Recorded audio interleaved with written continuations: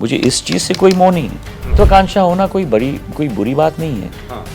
मेरे मन में भी महत्वाकांक्षा है। मैं स्पष्ट रूप से कह रहा हूँ, आज मध्य प्रदेश में शिवराज सिंह जी का नेतृत्व है, जिस नेतृत्व ने इस पार्टी को केवल नहीं लेकिन इस प्रदेश को उभारा है। दूसरी बात, भारतीय जनता पार्टी में कोई नेता नहीं होता, सभी कार्यकर्ता हैं। मैं कल भी जनसेवक था, आज भी जनसेवक हूँ और जिंदगी के आखिरी सांस तक मैं जनसेवक ही रहना चाहता हूँ। जिसकी क्षमता हो जीतने की, जिसकी एक ट्रैक रिकॉर्ड हो और जिसका जनता के साथ लगाव हो, उसे जरूर टिकट मिलना चाहिए। इसका मिजाज मैं आपको कह रहा हूँ, ये पूर्ण रूप से बैटिंग विकेट है। बैटिंग विकेट है? हाँ, बैटिंग विकेट है और आपको डिफेंसिव नहीं, फ्रंट फुट पे आके आपको बल्लेबाजी करनी है। चुनाव के 2 महीने पहले, 3 महीने पहले ये आवागमन का सिलसिला चलता रहता है। के मन में आक्रोश है, वो आक्रोश यात्रा निकाले। जिनके मन में आशीर्वाद ग्रहण करने की इच्छा है, वो आशीर्वाद यात्रा निकाले। नमस्कार, आप देख रहे हैं एमपी तक। आपके साथ में हूं अमित तिवारी और मेरे साथ जो मेहमान हैं उनका देश की सियासत में विशिष्ट स्थान है। मध्य प्रदेश से लेकर देश की सियासत तक वो चर्चा में रहते हैं और मेरे साथ हैं केंद्रीय मंत्री ज्योतिरादित्य सिंधिया जी। बहुत स्वागत है। बहुत धन्यवाद अमित जी। बहुत स्वागत आपका एमपी तक पर। और लगातार एमपी तक के दर्शकों से जब संवाद करता हूं, प्रत्यक्ष अप्रत्यक्ष, तो होता था कि आपसे संवाद कब होगा, तो आप एमपी तक पर। मैं शुरुआत में आभार, तो हालांकि बात का विषय आपने बुलाया तो हम पहुंच गए। आपके शो में आने के लिए तो हमारा सौभाग्य है। ये आपका स्नेह है कि आपने कहा इस तरीके से, और जो ऊर्जा देता है हमेशा। शुरुआत में करता हूं क्योंकि सियासत की उड़ान और मंत्रालय भी उड़ान से ही संबंधित है। उस विषय में बाद में बात करूंगा, क्योंकि मध्य प्रदेश में चुनावी वर्ष है और चुनावी वर्ष में जाहिर सी बात है, बात राजनीति की होगी, प्रदेश में चल रही हलचल की होगी। पहला सवाल मेरा यही कि इस वर्ष का चुनाव जो है वो 2 परिप्रेक्ष्य में देखा जा रहा है। शिवराज सिंह चौहान स्वयं वो ताकत झोंक रहे हैं मध्य प्रदेश में, और सियासी समीक्षकों से लेकर या जनता के गलियारों के बीच में रहता है कि इस वर्ष ज्योतिरादित्य सिंधिया जी जो हैं वो कांग्रेस में नहीं है, बीजेपी में है।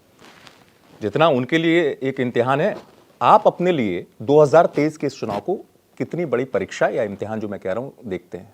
ये चुनौती है 2023 का चुनाव। देखिए अमित जी, मैं आपको कहूं कि मैं मानता हूं कि जनता की अदालत में जब आप जनसेवक के रूप में उतरते हो जी, तो ये केवल वोट बटोरने की एक वातावरण में हम अपने आप को नहीं उतारना चाहते। जी, आशीर्वाद ग्रहण करने के लिए हम लोग उतारना चाहते हैं, जी, ताकि अगले 5 साल जनता के आशीर्वाद के साथ विकास और प्रगति की एक नई लहर हम लोग ले पाएं। और मैं मानता हूं कि हर एक चुनाव को हर व्यक्ति को चुनौती के रूप में ही देखना चाहिए।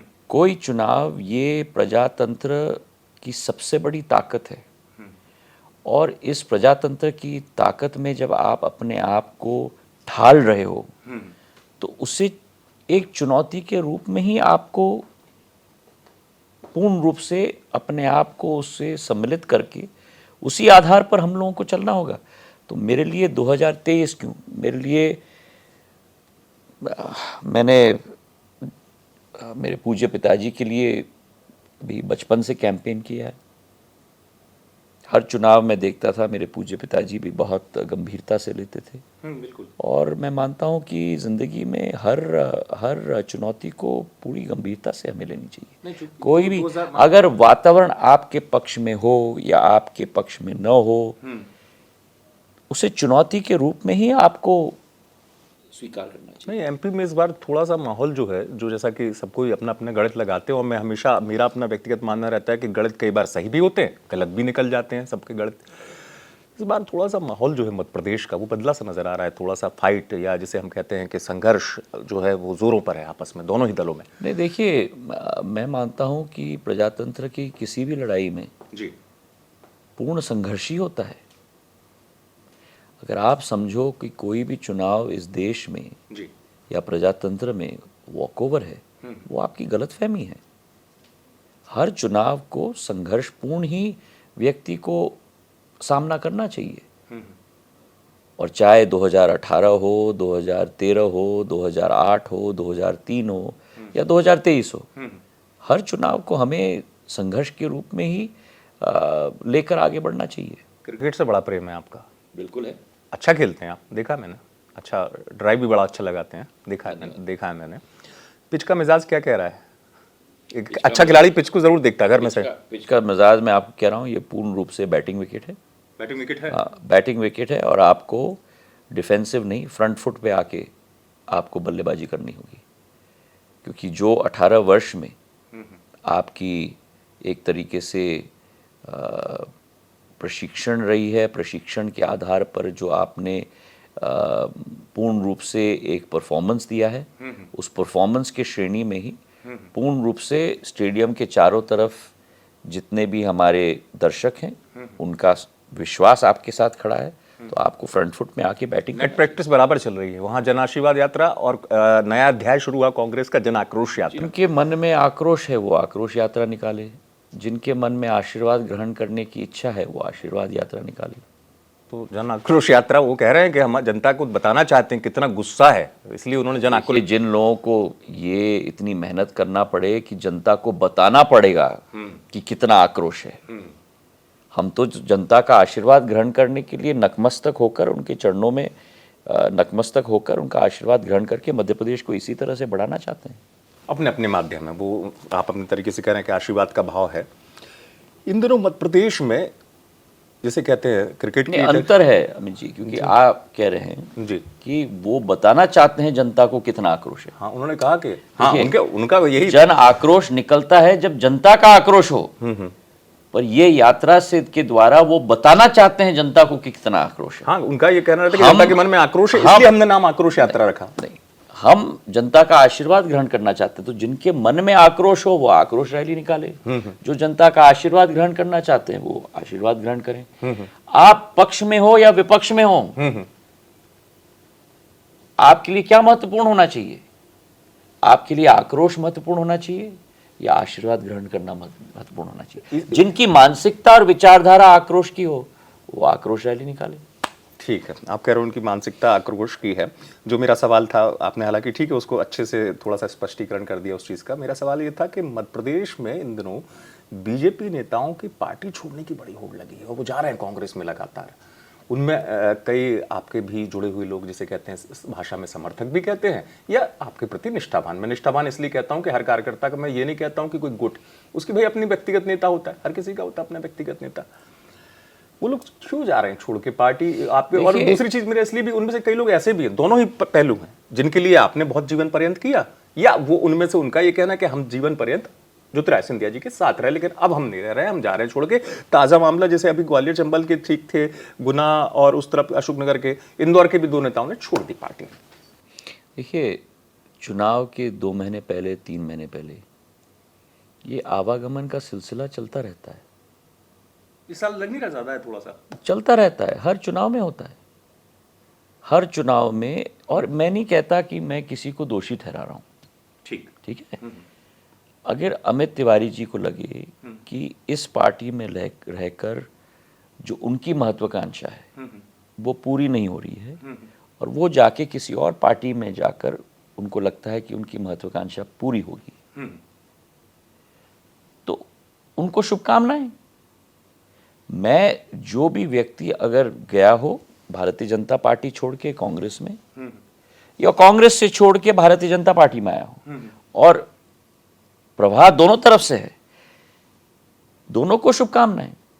देखिए, व्यक्ति की जो मानसिकता है, व्यक्ति की जो आशा है, उस आशा के अनुरूप ही हमको कार्य करना होगा। अगर उनकी आशा आपके साथ जुड़ी हुई ना हो और किसी और के साथ जुड़ी हो, तो शुभकामनाएं। तो ये महत्वाकांक्षा टिकट की हो सकती है, ये महत्वाकांक्षा, सबकी महत्वाकांक्षा की पूर्ति जो है, ये आपका जो अभिप्राय है कि क्या है कि कई बार क्या होता है कि जिस व्यक्ति को मालूम है कि यहाँ रहकर शायद उनका टिकट दोबारा नहीं होगा, बिल्कुल, या वर्तमान में उन्हें टिकट नहीं मिला है, शायद उधर जाके उनको टिकट मिल जाए, तो ये आवागमन रहता है।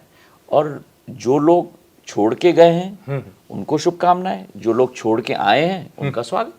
और टिकट सबको मिले ये संभव भी नहीं होता है कि सबको टिकट मिले। उसी टिकट से जुड़ा हुआ सवाल ये, कांग्रेस के नेता भी लगातार कहते हैं और दावा करते हैं कि कई ऐसे उनके समर्थक नेता हैं आपके जो आएंगे, क्योंकि उनको टिकट कटने का खतरा मंडरा रहा है। तो टिकट को लेकर, चूंकि आपने ग्वालियर में जगह भी मुझे याद है साफ कहा था कि टिकट उसको मिलेगा जो योग्य होगा। तो ऐसी स्थिति अभी टिकट वितरण को लेकर, आप टिकट वितरण को लेकर आपसे जुड़े हुए लोगों को लेकर जो सदैव ये कहा है, चाहे मैं कांग्रेस में था चाहे मैं बीजेपी में था जी, आपको निर्णय करना है कि आप किस विषय में विश्वास रखते हैं। ठीक, क्या आप इस विषय में विश्वास रखते हैं, टिकट मुझे मिल गया, मैं 15 दिन खुले गाड़ी में घूम के ऐसे ऐसे कर रहा हूं, उसके बाद मैं धरातल पे आ गया, या आप विश्वास रखते हैं कि जिताऊ उम्मीदवार को टिकट मिले जो 5 साल लंबा अरसा चल पाए। भारतीय जनता पार्टी की सोच और मेरी सोच सदैव रही है, हम दोनों की सोच रही है कि जिसकी क्षमता हो जीतने की, जिसकी एक ट्रैक रिकॉर्ड हो और जिसका जनता के साथ लगाव हो, उसे जरूर टिकट मिलना चाहिए और उसके साथ जरूर न्याय होना चाहिए। पर जैसे आपने कहा सभी को तो टिकट नहीं मिल सकता। ये प्रैक्टिकल बात है ना, ये प्रैक्टिकल बात सबको, ये आपने साफ भी कर दिया ना। जो लोग थे, जो जिनके मन में महत्वाकांक्षा थी है, जो छोड़ के जा रहे, आपने साफ भी किया, आपने संदेश दिया, मतलब इस तरीके से जो जीतेगा उसी को टिकट मिलेगा पार्टी की तरफ से। और भारतीय जनता पार्टी में कोई तेरा या मेरा नहीं होता, सब हमारे होते हैं। तो यहाँ एक सोच, एक विचारधारा है। और दूसरी बात, भारतीय जनता पार्टी में कोई नेता नहीं होता, सभी कार्यकर्ता हैं। ज्योतिरादित्य सिंधिया भी कार्यकर्ता है और मुझे इस बात का सौभाग्य मैं मानता हूँ, क्योंकि पिछले 20 वर्ष सक्रिय जनसेवा में भी मैंने सदैव कार्यकर्ता के रूप में कार्य किया है। अब बात आती बार बार, मुझे मतलब मैं खुद ही आपसे पहले भी ये प्रश्न कर चुका था और ये बात तमाम जगह पूछी भी जाती हुई आपसे, वही बात आती है कि ज्योतिरादित्य सिंधिया कभी भविष्य में सीएम बन सकते हैं क्या? क्योंकि मैं इसलिए नहीं कह रहा हूँ, आप और मैं कई बार कहते हैं कि हमारी अगर आध्यात्म रुचि है और जब कोई आध्यात्मिक विभूति, शिरोमणि या संत इस तरीके की बात करते हैं, ग्वालियर में मुझे अच्छे से याद है जैन मुनि थे, उन्होंने कहा था कि बन सकते हैं। देखिए, मैं आपसे कहूँ कि इस परिवार में चाहे मेरी दादी पूर्व राजमाता साहब हो, मेरे पूज्य पिताजी हों जी, सभी ने राजनीति का पथ नहीं अपनाया, लेकिन जनसेवा का पथ अपनाया और जनसेवा लक्ष्य बनाकर राजनीति उसका माध्यम बनाया। तो इस परिवार में चाहे मेरी आजी अम्मा रही हों, चाहे मेरे पूज्य पिताजी रहे हों, ख्वाहिश, आशा, अभिलाषा कभी पोस्ट या पोजीशन से जुड़ी हुई नहीं है। इस बात से जुड़ी हुई है कि इस माध्यम से विकास, प्रगति, लोगों के जीवन हम कैसे बदल पाएं। तो मेरी कभी आशा अभिलाषा कुर्सी की नहीं रही। अगर दिया गया कभी, मैं कभी अगर मगर का जवाब ही नहीं देता। मैं कल भी जनसेवक था, आज भी जनसेवक हूं और जिंदगी के आखिरी सांस तक मैं जनसेवक ही रहना चाहता हूं। नहीं तो वो भी तो एक दायित्व के निर्वहन की श्रेणी में आता है ना, कि अगर हम पे कोई भरोसा जता रहा है, अगर यदि किसी मैं स्पष्ट रूप से कह रहा हूं, आज मध्य प्रदेश में शिवराज सिंह जी का नेतृत्व है, जिस नेतृत्व ने इस पार्टी को केवल नहीं लेकिन इस प्रदेश को उभारा है। 18 वर्षों में जो बीमारू राज्य था, आज एक बेमिसाल राज्य के रूप में मध्य प्रदेश उभर रहा है राष्ट्र के पटल पर। और केंद्र सरकार में प्रधानमंत्री जी का नेतृत्व है, ये डबल इंजन की सरकार है। दोनों नेताओं के नेतृत्व में हम लोग अभी कार्य कर रहे हैं। चुनाव आ रहा है। नहीं तो चुनाव में, लेकिन आप वही स्थिति के चुनाव में आपकी आवश्यकता बराबर पड़ती है, चाहे वो स्थिति की आपकी भूमिका जो है, क्योंकि कार्यकर्ता की भूमिका सदैव होती है। गृह मंत्री जी ने भी मध्य प्रदेश में खुले मंच से कहा है, ये सारे लोग जो बैठे हुए हैं उन्होंने कहा, इनकी बदौलत सरकार नहीं आती, सरकार आती है तो आप कार्यकर्ताओं की बदौलत आती है। कार्यकर्ता जो मेहनत मशक्कत करता है, और इसलिए मैं अपने आप को कार्यकर्ता की श्रेणी में मैं गिनता हूँ। ये मैसेज भी जाना चाहिए उन लोगों के, मतलब जो आपकी कोशिश रहती है कि जिनके मन में महत्वाकांक्षा है या तमाम चीजें। एक चीज मुझे, महत्वाकांक्षा होना कोई बुरी बात नहीं है। हाँ, मेरे मन में भी महत्वाकांक्षा है। महत्वाकांक्षा है प्रगति के लिए, महत्वाकांक्षा है विकास के लिए, महत्वाकांक्षा है कि जिस तरीके से पहले कोई कुछ किया ना हो उस तरीके से हमें करने की कोशिश करनी चाहिए। उस चीज़ के लिए महत्वाकांक्षा बहुत है। मैं सुबह उठता हूँ तो मेरी यही सोच है कि मध्य प्रदेश के लिए, ग्वालियर चंबल के लिए, मालवा के लिए, महाकौशल के लिए हम क्या कुछ नया कर सकते हैं, क्या जो पहला नहीं किया गया है उसको हम पूर्ण कर सकते हैं। अब उदाहरण के तौर पे हमारे मंत्रालय के ज़रिए केवल भोपाल के लिए, इंदौर के लिए, जबलपुर के लिए और ग्वालियर के लिए नहीं। आज रीवा में मैं हवाई अड्डा बना रहा हूँ। अगले 6-8 महीने 10 महीने के अंदर वहाँ हवाई जहाज मैं रीवा में उतारूंगा। ये मेरे मन में था कि मैं बाद में पूछूंगा कि मध्य प्रदेश में जो बहुत अरसों से, चाहे रीवा हो, सागर हो, ये तमाम बहुत जगह अरसों से मांग थी। अभी दतिया में हम हवाई पट्टी बना रहे हैं। अगले 6-7 महीने में दतिया में भी हम हवाई जहाज उतारेंगे। तो मेरी सोच विचारधारा सदैव है कि जो पहले हुआ ना हो उसे हमें कोशिश करना चाहिए। अगर संभव हो तो जरूर कोशिश करनी चाहिए, और उसकी आशा अभिलाषा और महत्वाकांक्षा बहुत है मुझ में। तो ठीक है, ऐसे महत्वाकांक्षी होना ठीक भी है, जो विकास की तरफ मोड़े और जोड़े, बिल्कुल। ये होना भी चाहिए। तो जैसे आपने बताया कि दतिया, रीवा, आपने 2 महत्वपूर्ण जगह बताई।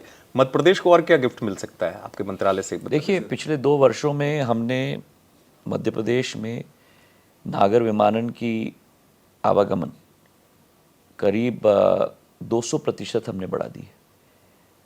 भोपाल जैसे हमारी राजधानी में जो केवल 3 या 4 शहरों से जुड़ी हुई थी, आज भोपाल 11 शहरों से जुड़ी हुई है। बिल्कुल, कनेक्टिविटी। इंदौर जो हमारी आर्थिक राजधानी है, हमारे लिए जिस तरीके से मुंबई देश के लिए है, वैसे इंदौर मध्य प्रदेश के लिए।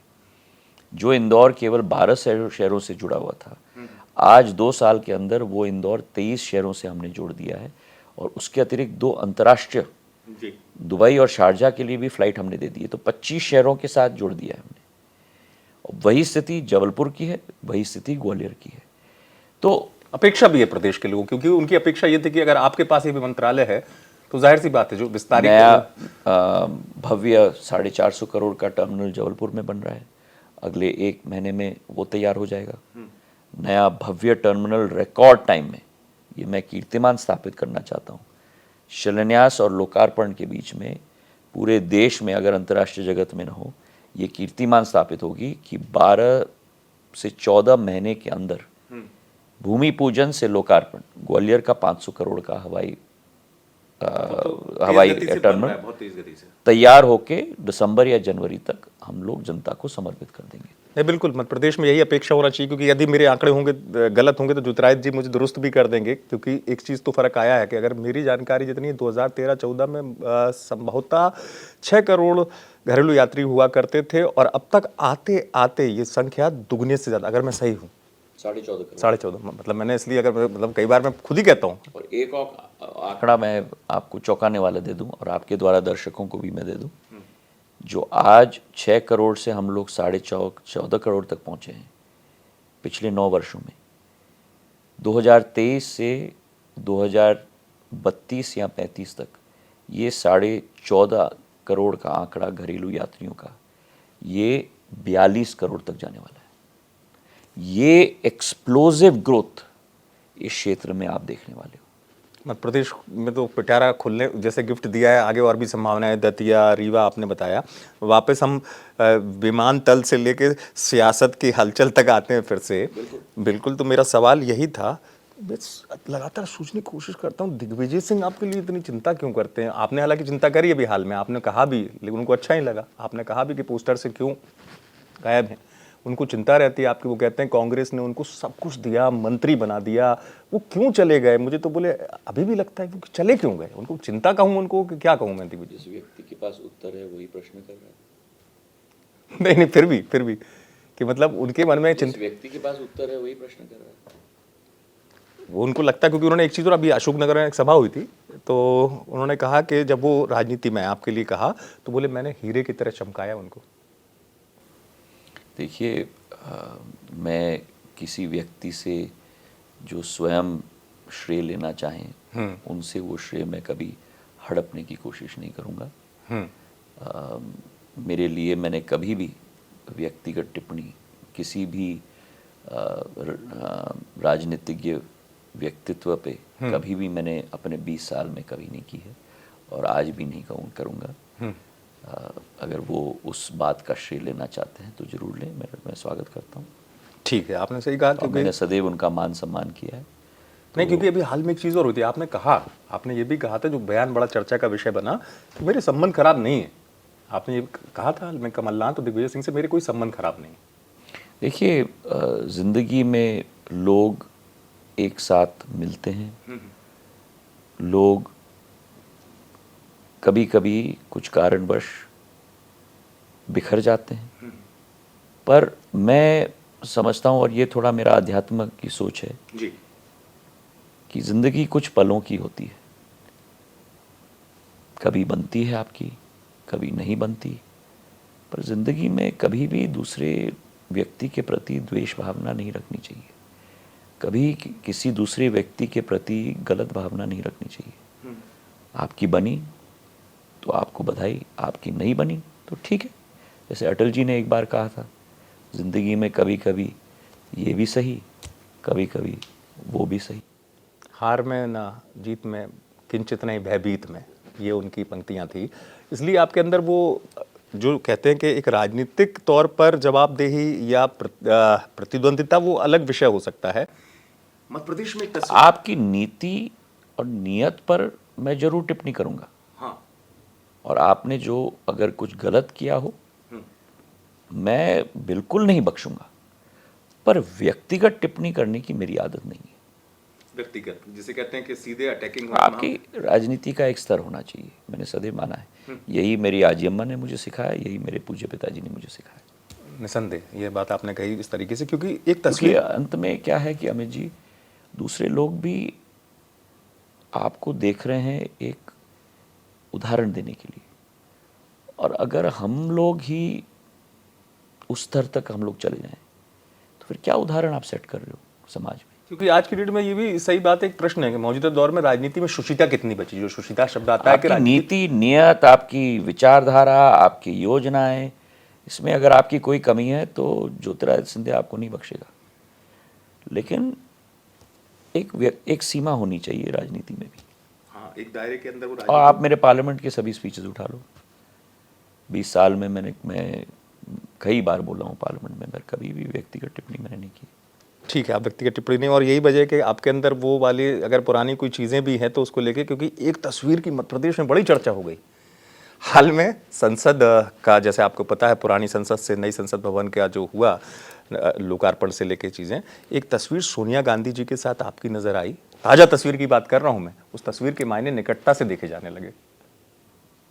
संसद भवन का कार्यक्रम था, सेंट्रल हॉल में हम बैठे थे, सीट निर्धारित थी, मुझे वहाँ बैठाया गया।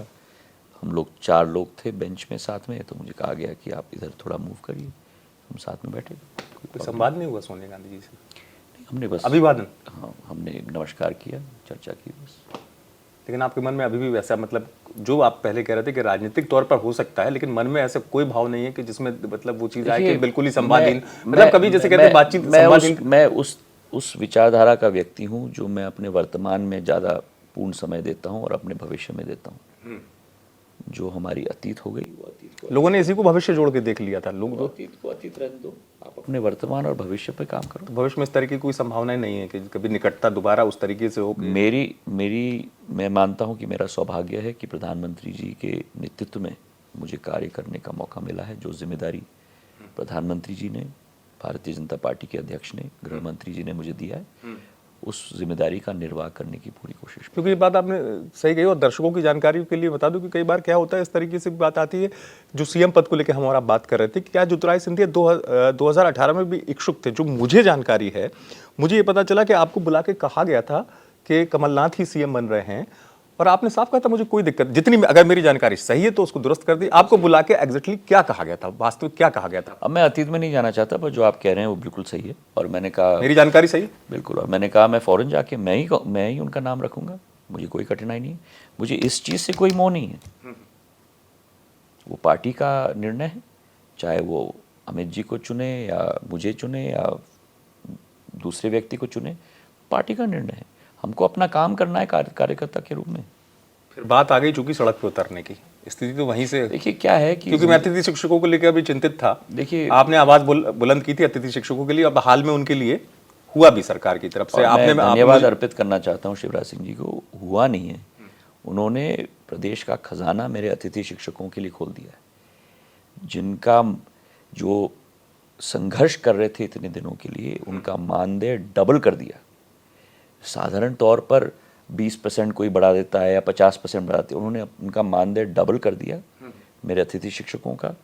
उन्होंने उनका जो आरक्षण है नौकरी में, जो 25% पे था उसे 50% तक कर दिया, और उनका जो कॉन्ट्रैक्ट था, उस कॉन्ट्रैक्ट सिस्टम को जो प्रति पीरियड देखा जाता था उसे 1 साल तक स्थायी बना दिया। और मैं मानता हूं कि इतना ऐतिहासिक कदम शायद मेरे अतिथि शिक्षकों की कल्पना में भी नहीं थी कि हमारी सरकार इतना ऐतिहासिक कदम उनके प्रति और उनके पक्ष में लेगी। तो इस कार्यक्रम के द्वारा भी मैं शिवराज सिंह जी को दिल के गहराइयों से धन्यवाद देना चाहता हूं कि इतना ऐतिहासिक कदम उन्होंने हमारे अतिथि शिक्षकों के लिए आगे भी सरकार कुछ और करेगी, क्योंकि आप लगातार आप कह रहे हैं कि आपने उस दिशा में कोशिश। शिवराज सिंह जी ने कदम उठाया है और बहुत ऐतिहासिक कदम है, और हमें प्रदेश के प्रगति और विकास में भी पूर्ण रूप से सभी को लेके चलना है। मैं मानता हूँ इस निर्णय के आधार पर हमारे अतिथि शिक्षक जो इस प्रदेश की बुनियाद एक तरीके से भी है, क्योंकि शिक्षा, मैं अपने जीवन में इस पृथ्वी पर 3 भगवान को मानता हूँ। पहला भगवान है ज्ञानदाता, मेरे चिकित्सक। ठीक। दूसरा भगवान है मेरे ज्ञानदाता, मेरे शिक्षक। और तीसरा भगवान है मेरे अन्नदाता, मेरे किसान। ठीक है, 3 भगवान, और भगवान में आस्था होना चाहिए, क्योंकि आस्था जो है, आस्था ही अध्यात्म और तमाम चीज़ों की तरफ प्रेरित करती है।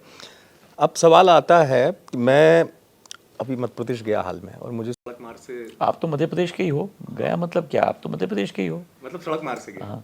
हम तो आप पहले बार, मैं तो ग्वालियर पास पड़ता है ना, मुझे सागर तक जाना पड़ता है। कोई बात नहीं, मैं तो सदैव सड़क मार्ग से जाता हूँ। हाँ, तो मैं गया सड़क मार्ग से सागर तक गया, तो ग्वालियर से गुजरा मैं, तो ग्वालियर के गलियारों से एक आवाज़ आई कि बोले तेज़ी से काम हो रहा है, बड़ी सौगात मिल रही है ग्वालियर को। बात ही लोगों से बात कर रहा था, और उसी को लेकर मेरा प्रश्न था लोगों से, क्योंकि मेरी एक आदत है, मैं चाय की दुकान से लेकर सब जगह पूछता हूँ, बात करता हूँ।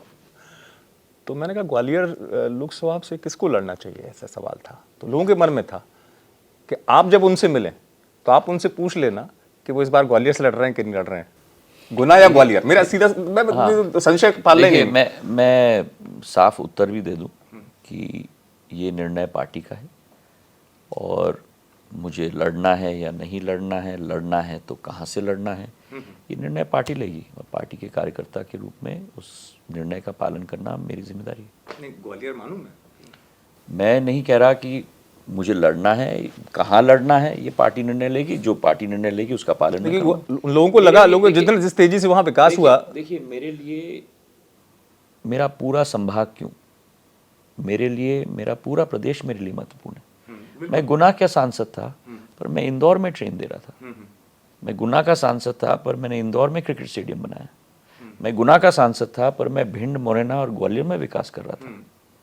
आज मैं राज्यसभा का सांसद हूँ, मैं मुरैना, भिंड, ग्वालियर, इंदौर जहाँ भी हो पाए मैं कोशिश कर रहा हूँ विकास करने के लिए। तो मेरे लिए मेरी पहली जिम्मेदारी मेरा चुनावी क्षेत्र है, पर उसके अतिरिक्त मेरी भूमिका और मेरी जिम्मेदारी संपूर्ण जितना भी हो सके मध्य प्रदेश में विकास करने की कोशिश करूंगा मैं। तो चाहे वो कोई भी जगह हो, चाहे वो जो कोई भी जगह हो। ठीक बात है, ये बात है। चूंकि आपने अपने पिताजी का जिक्र किया था, आपने कहा था कि उस दौर में आपने भी कैंपेनिंग संभाली है, और जो मैं समझ पाता हूँ, हर पिता से एक पुत्र भी अपने भविष्य की राह के लिए बहुत सारी चीज़ें सीखता है, और एक पिता भी चाहता है कि उसका पुत्र जो है, उसका जो भविष्य है वो इस तरीके से श्रेष्ठ हो कि वो गुणों से भरा हुआ हो या उस क्षमताओं से परिपूर्ण हो। फिर बात आएगी मेरे क्षेत्र की। मैं महाआर्यमन पहुंचे थे सुर्की क्षेत्र में, तो वहाँ भाषण हजारों की भीड़ में दिया, आप वाली झलक नजर आई। मैं सही बता रहा हूँ। मैं तो मन में सवाल आया, महाआर्यमन कब राजनीति में आ रहे हैं, और आपने मंत्र क्या दिया? क्योंकि हर पिता, जो मैंने कहा, हर पिता अपने पुत्र को मंत्र जरूर देता है, चाहे वो शिक्षक हो, चाहे वो जनसेवा के क्षेत्र में हो, चाहे वो क्रिकेटर हो। महाआर्यमन को आपने दिया राजनीति में? देखिए, मंत्र देने का समय गुजर गया। तो अब क्या चलता है? क्योंकि अब एक तरीके से हमको उनसे सीखना पड़ता है, क्योंकि मंत्र देने का समय होता है। जब मैं छोटा था, उस जमाने में, मैं 70 और 80 और 90 की बात कह रहा हूँ, उस जमाने में 20-22 उम्र तक माता पिता अपने बच्चों को प्रभावित कर सकते थे, मंत्र दे सकते थे। उसके बाद 22-23 वर्षों के बाद बच्चा हो या बच्ची हो, अपनी विचारधारा उत्पन्न हो जाती है। आजकल के ज़माने में तो बहुत कम उम्र में बच्चों की अपनी सोच आ जाती है, विचारधारा आती है। मेरा पुत्र तो 28 वर्ष का हो गया, अब वो तो नौजवान स्वयं हो चुके हैं। तो मंत्र देने की बात नहीं है, लेकिन एक जरूर मैं बात कहूँगा कि जो मेरी आजिम्मा की सोच थी, मेरे पूज्य पिताजी की सोच थी कि जीवन सत्य के साथ जियो, जीवन में किसी अभिलाषा के आधार पर नहीं, पर अधिक से अधिक मेहनत करो। और कभी भी ये विचारधारा नहीं होनी चाहिए कि अगर मैं 5% और मेहनत कर देता तो अपने आप को पूरी तरह से स्ट्रेच करो और फिर एक मन में एक जितना मैं कर पाया मैंने करने की कोशिश की, अपना संपूर्ण दिया साफ दिल से। और अंत में अमित जी मैं आपको कहूँ कि ज़िंदगी में हम लोग सोचते हैं कि हमारी जवाबदेही आपके प्रति है, दूसरों के प्रति है, अपने घर वालों के प्रति भी है, पर अंत में मनुष्य की जवाबदेही स्वयं के प्रति होती है।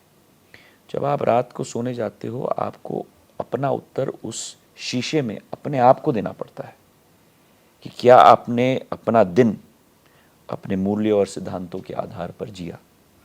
और जो व्यक्ति उसका उत्तर हाँ में दे सकता है, उसे बड़ी अच्छी नींद रात को आती है। ये महारवन समझ गए ना। अब वो हर व्यक्ति के ऊपर है। मैं तो मानता हूं कि मेरी पत्नी और हमने पूर्ण कोशिश की है, मानता हूं कि वो सारे लक्षण उसमें। अब बात आती है, क्योंकि एक ग्वालियर चंबल को लेकर बहुत ज़्यादा मन में है गणितज्ञों के सब चीज़ों, ग्वालियर चंबल को लेकर इस बार क्या लग रहा है आपको? मतलब देखिए, मुझे पूर्ण विश्वास है कि चाहे ग्वालियर चंबल हो, चाहे मालवा हो, चाहे निमाड़ हो, चाहे बुंदेलखंड हो, चाहे भोपाल संभाग हो, चाहे महाकौशल हो, चाहे विंध्य हो, मुझे पूर्ण विश्वास है हमारे ट्रैक रिकॉर्ड के आधार पर, हमारे इस 3.5 साल की सरकार के आधार पर, पूर्ण विश्वास के साथ जनता भारतीय जनता पार्टी को अपना पूर्ण आशीर्वाद और अपना पूर्ण विश्वास इस बार भी देगी और पूर्ण बहुमत के साथ हमारी सरकार जो नारा आपकी बार 200 पार, तो मतलब क्या लग रहा है आपके हिसाब से? 200 देखिए, मैंने चाहे पिछला चुनाव हो या 2013 का चुनाव हो, मैंने कभी भी गणित नहीं दिया क्योंकि मैं ज्योतिष नहीं हूँ। ठीक। पर इतना मैं आपको आज कह रहा हूँ कि पूर्ण बहुमत के साथ हमारी सरकार बनेगी। इस पूर्ण बहुमत के लिए हमको 117 सीट्स चाहिए, उससे अधिक भारतीय जनता पार्टी की आएंगी। संक्षेप में एक चीज़ और, मध्य प्रदेश के होने के नाते भी जो बात मैं कह रहा था कि मैं पूछूंगा आपसे, निकट भविष्य में और एमपी वालों को क्या देंगे ज्योतिरादित्य? देखिए, मेरी तो निरंतर प्रयास रहती है कि कुछ ना कुछ नया हम लोग करते रहें। ड्रोन्स के क्षेत्र में भी 5 ड्रोन स्कूल हमने मध्य प्रदेश में खोलने की कोशिश की है। खजुराहो में भी कार्यक्रम था। हाँ, वो ये तो ड्रोन स्कूल हैं जो हमने भोपाल में और ग्वालियर में अभी आज शुरुआत की है, फिर जबलपुर में कर रहे हैं, इंदौर में कर रहे हैं।